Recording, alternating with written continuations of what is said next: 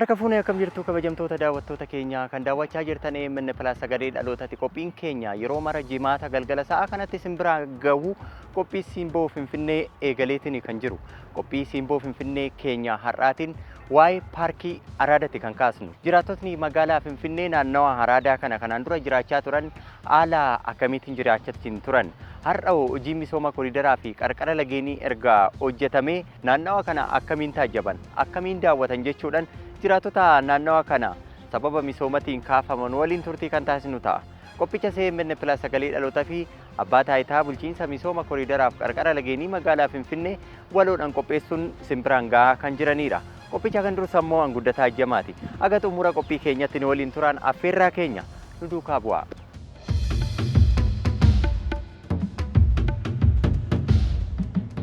Nagaadha. Fayyartu. Akkam jirtu? Nagaarta. Nagaa. Egaa Simboo Finfinnee jedhuudha kan qabnu. Qophii keenya kanaan immoo har'a Araadaa paarkii keessatti argamna. Araadaa paarkiin kanaan dura Araadaa jedhamteeti kan beekamtu. Akkamiin jiraachaa turtan naannoo kanamee? Naannoo kam jiraachaa turtan Araadaa keessatti? Kunoo ani manni koo asuma ture. Naannoo kana hindi timirti beetiitti ture. As manni kan koo ture. Akkamiin jiraachaa turtan mee? Waggaa 48 asuman jiraadhe. Egaa waggaa 48 keessatti maal argite yoo naan jettanii manneen xinnoo ishiitu jira malee manneen baay'een walirratti ijaaramee ijoollee isaas abbaan manaas haati manaas maatiinis mana tokko keessa nama 10 nama 15tu jiraata. Kanaaf qulqullinaaf mana fincaaniillee itti fayyadamuudhaaf sa'aatii gara namni warafaa qabatee hiriira dhaabatee sa'aatii 11 ba'a. Hal ganama kana hamma sa'aatii tokkotti isaa ta'u lamaatti isaa ta'u akka gaheetti si gahaa jechuudha. Gara biraatiin rakkinni suni uummanni hundumtuu yoo garaan kaasullee jiraate yoo rakkinni wayiillee jiraate waan keessa galu atumtuu ilaaluu dandeessa. Kanaaf naannoon kun as bichaa ta'uu hin taane hoolaa re'ee qalanii asitti kontrabaandiidhaan gurguramaa ture. Araadaan yeroo duraa kan inni jedhamu Araadaa jedhama maqumti isaa. Garuu jireenyi isaa jireenya Araadaa miti. Hin fakkaatu ture. Jijjiirama kana asitti garuu Araadaa kana keessatti jireenya kana keessatti karaa irra deemtu keessatti qoshashaan kan karaa irratti gatamu kan namni akka barbaadetti faan ga'amee saamamu sagaagalummaan kan keessatti raawwatu uummanni jiraataan isaa immoo mana fincaanii yookaan mana keessatti of qulqulleessu kan hin qabne nama 50 nama 100 boolla tokkotti kan fayyadamu ture uummanni isaa. Dhibeen as keessatti argamu dhibee adda addaatu jira. Dhibee dhukkubaa nyaatarraa dhugaatiirraa ciisicha jireenya mana jireenyaarraa dhibee gurguddaatu irraa namni isaa nama magaalaan fakkaatu nama uummata keessaa uummata qabeenyaadhaan dinagdeedhaan hawaasummaadhaan baay'ee booddeetti hafe kan ture. Ani bara 1979 siin jedhe nama waggaa 16 ta'ee tan dhufe ergasii asuman jiraadha. Haalli magaalaatis maal akka taate nan beeka jechuudha gabaabumatti. Kutaan magaalaa Araadaa maqaadhaaf Araadaa jedhamtee teeche maleedha. Nugusumarraa qabdee haga ammaatitti waan araadummaadhaan itti fufte hin qabdu. Kutaan magaalaa Araadaa jechuudha. Ani baay'een dabarsee mootummaa baay'eedhaan anan beeku. Sirna dargiitis taanan sirna yaadigiitis taanan Araaduma jedhamtee akka uumama magaalaatti duraan uumamteedha magaalli tuni. Akka dura uumamteen garuu misooma hin qabdu.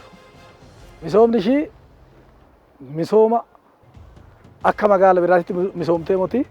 Misooma lagni ishii laga udaan hin bate laga namatti gatan laga horiitti qalaniitti gatan laga sarootatti gatan laga daaraatti haran ta'ee ture layni kunis kutaa magaalaa Araadaa kana keessatti bakka dubartoonni dhalataa namaa foon isaa gurguraniitti jiraatanidha. isarraa isa fee bakka immoo namni itti wal silliqsee wal ukkaamsee wal ajjeesu turedha. Manni isaa namni walirratti galeechuu hin dandeessa.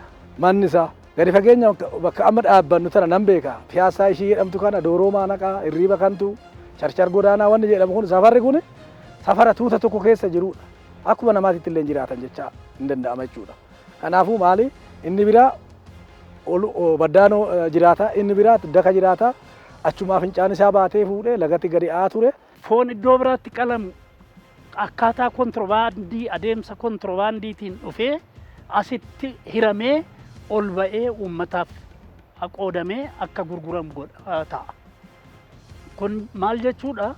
Walumaa galatti iddoo saamichaa, walumaa galatti iddoo namni itti jiraatu otoo hin taane, iddootti namni guddatu otoo hin taane, iddootti namni badu, iddootti namni beekumsa hin arganne, iddootti namni walga'e buna waliin dhuguudhaaf illee rakkina cimaa jiru garbachuudhaaf. Dubartii dhumti mana hoteelaa hojjettu, tireeningii kan fudhattu, limimmidii kan fudhattu as fidanii yookiin Dooroo Maanaqaatti. Uummata kiflaa gariidha hundumaa fidanii iddoo baay'eetti sassaabanii fidanii dubartii asitti akka hin taane godhanii barsiisanii leenjisanii biyya ormaa kiflaa gariitti sin erguu dhugaa dubbachuudhaaf waan baay'ee ture.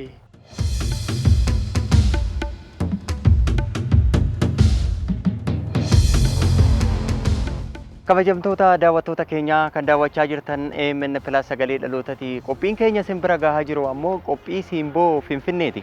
Qophii keenya Siimboo Finfinnee har'aatiin waa'ee paarkii Araadaati kan kaasne. Jiraattotni magaalaa Finfinnee naannawaa paarkiin Araadaa itti ijaarame kana jiraachaa turan, kanaan dura jireenya akkamii keessummeessatiin turan, akkamiin jiraachaa turan.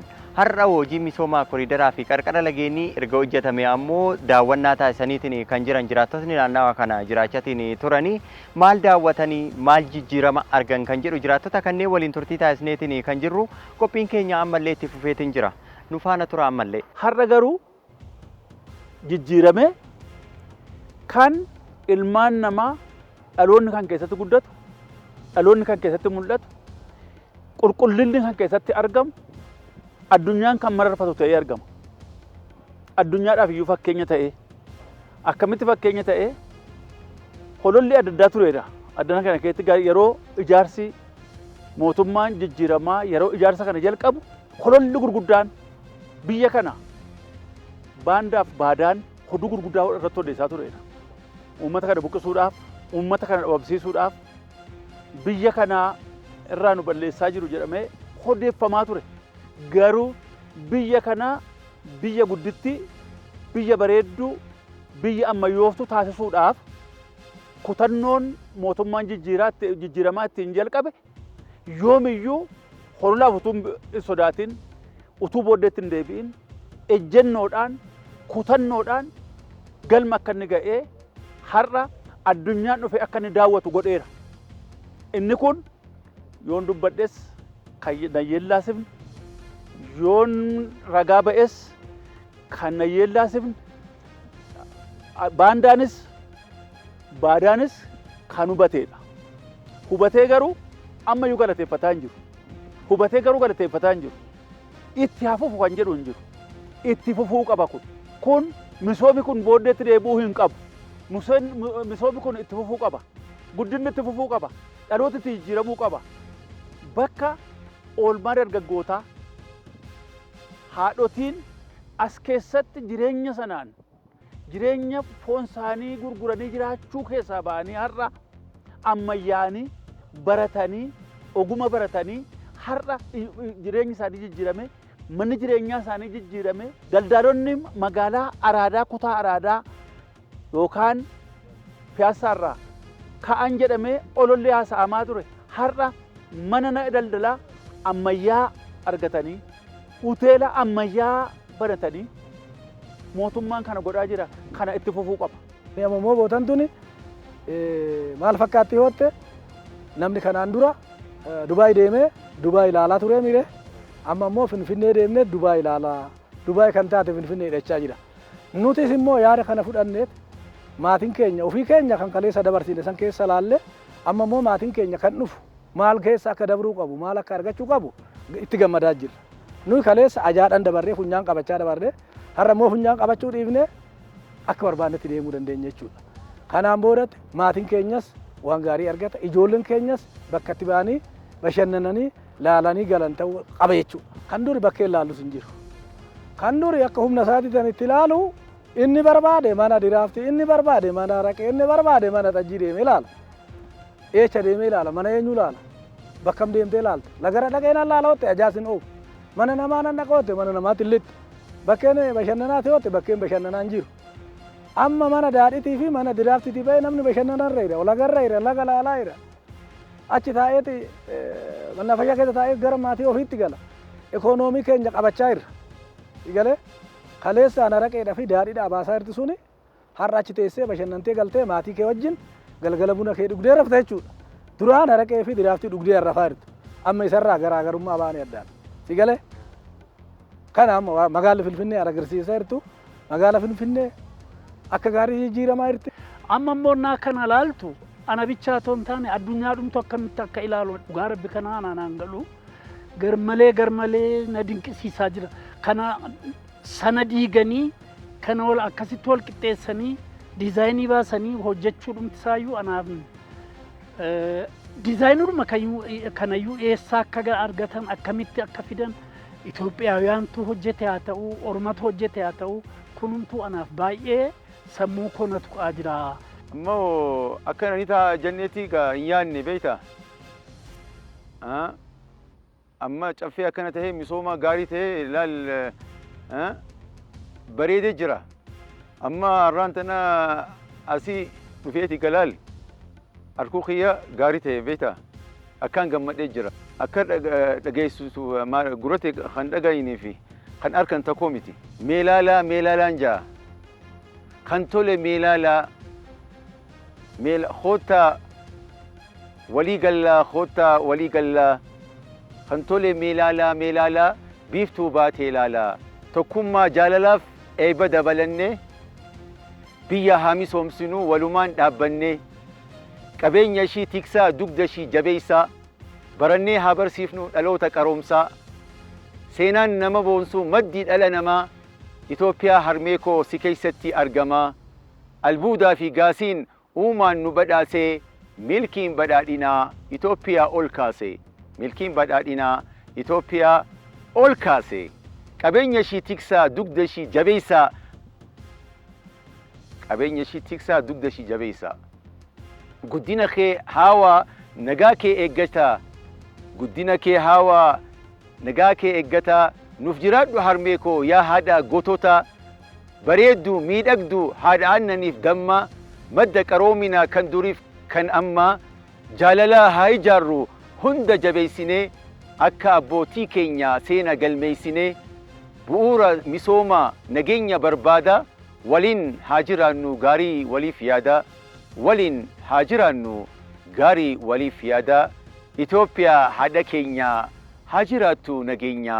ታሪኩን መለስ ብሎ ማስታወስ ተገቢ ነው አሁን ስለተገነቡት ሴና ዋይ አራዳ ዱበት ዴቢኡን ካሱን በርባድሳዳ አመሚ ደጌ አከሙለቱ ከነሚቲ መኔን ጅጅገን መንፍንጫኔ ሂሪራን ለጌን በልፋን ጉተመኒ ከን ቤከምቱዳ በኪኩን ናነዋ ህዩማን መጋላ ኬኛ ኢቲ ኢብሰሙ ደጅቹን ሊደንዳም አራዳን በከ ከበጀነሙማ ሙልቂቴዳ ሀረገሩ ሀለሚ ደጊነ ቀቡ ከናን ፓርኪን አራዳ ኢጃራሙን ሴናን በዳንሱን ጅጅራ ሜራ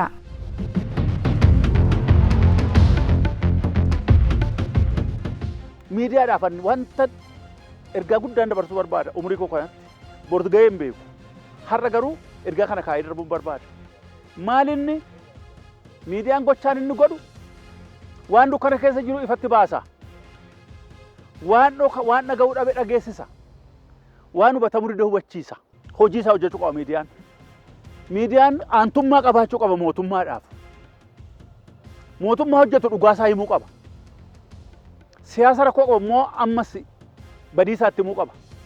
Kana hojjechuudhaaf tokkoon keenya guddaaf xiqqaan beekaaf wal'aalaan haadhotiin abbootiin dargaggoonni waltaanee biyya keenya misoomsuu biyya keenya fuulduratti tarkaanfachiisuu isa argannetti gammannee isa dhabne gaafachuu qabna. Kan hojjechuudhaaf hundi keenya qophiidha. Amma kanan daawwadhe Araadaa paarkii kan jedhamu kana gaarumaa qabee isa sabaa darajaa jedhamu achi qabee lagarra gad dhufnee as bakka nama jaajinu kana amma geenyutti misooma jira. Lagni kuni kanaan dura hoo piyaasadhaa illee as galu gorgisiidhaan illee gadi buunee gara taabotaatti deebinee gallu funyaan qabachaa dhufu. Amma moo inni hin jiru bishaan gaariitu bu'aa jira jechuudha. Bishaan gaariin lagarra gad deemaa jira isa argine paarkii argine bakkee ijoolleen itti bashannanan argine bakkee kubbaa harkaatti deessi taphatan argine bakkee ummatichi illee taa'ee waliin mari'atu argine nuti dhaamsa kan dabarru mootummaadha. Nuyi poolitikaadhaa moti nu abbaa gadaati nama gorsuu dandeenya nama araarsuu dandeenya waan laallumnu argineenna waan hin argine immoo argine hin jennu. Kanaafuu warra afuufuu dhiisati isin misooma keessan itti fufaa jechuu qabdan. Kana nu dabarsitan. Isin misooma keessan itti fufaa. Ummatichi isin faana jira, nus isin faana jira, maatiin isin faana jira.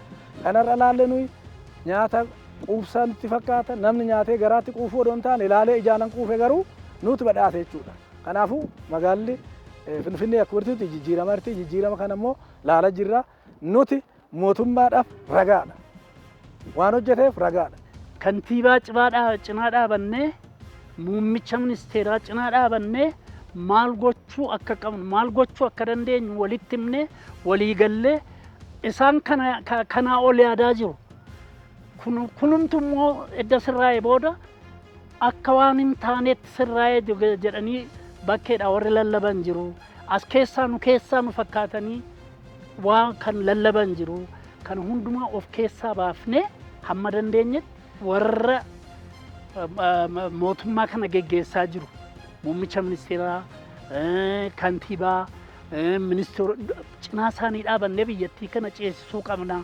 Kanaaf waan barbaachisu gatii kaffaluu qabna jedhee yaada. Ijoolleen naannoo kanatti guddattu akkaataa kamiin akka guddattu fakkeenyaaf kan asitti guddattu dhiisiiti kiflaa gariidhaa fidanii asitti leenjisuu siin jechaa jira. Dubartiin karaa ishee deemti. Karaa isaan barsiisan. Dhiirri jalqabumaa jalqabee hunduma toon ta'in keessaa garuu kan nama dha'uuf kan nama hatutu dhalata. Maaliifii akka naannoo isaatti guddata akka guddatetti ka waan naannoo isaa fakkaata. Kanaaf baay'ee rakkisaa ture baay'ee ulfaataa ture. Kana amma akkasitti hojjetamee ilaaluun kun baay'ee na dinqisiisee dhugaa natti hin fakkaatu naan ilaalu. Misooma kana kan kunuunsuu qabu uummata. Uummata keessaa immoo tokko ana. Ani har'a dhufee as ga'ee nama borummoo nama sadiis nama afuris nama shanis fidee ilaalchisee kan waliin dubbachuu qabna. Waliin haasa'uu qabna. Waliin eeguu qabna. Araadaa kana fakkii gaarii ta'eemi Itoophiyaa idilees akka misoomu jabaachuu qabna. Amma kan misoome kanaas bishaan barbaachisaa dhufneeti galaal laaluu qabna. Ammoo dhalootaaf akka dabru kunuunsinuu qabna. Misooma kana arkeetiin jira namni arkine haadhuufu halaaluun ja'a. Kabajamtoota daawwattoota keenyaa qophii keenya Siimboo Finfinnee har'aatiin waa'ee paarkii Araadaa irratti kan xiyyeeffannedha. Keessattuu jiraattotni naannawa kana kanaan dura jiraatan jireenya isaanii akkamiin gaggeessatiin turan. Ammoo hojii misooma koriidaraaf qarqara lageenii erga hojjetame daawwannaa taasisaniitiin kan jiranii daawwannaa isaaniitiin maal taajjaban jechuudhaan jiraattota kanneen waliin turtii bal'aadha kan taasisne. Qophii keenya har'aa asuma irratti kan goolabnu ta'a. Qophicha CMN Plus sagalee dhaloota fi abbaa taayitaa bulchiinsa misooma koriidaraaf qarqara lageenii magaalaa Finfinnee waloodhaan kan qopheessanidha. Qophicha kan durse hanguddataa Hajjamaati. Torban dhimma birootii walitti deebina. Nama torbanii nu haa taasisu.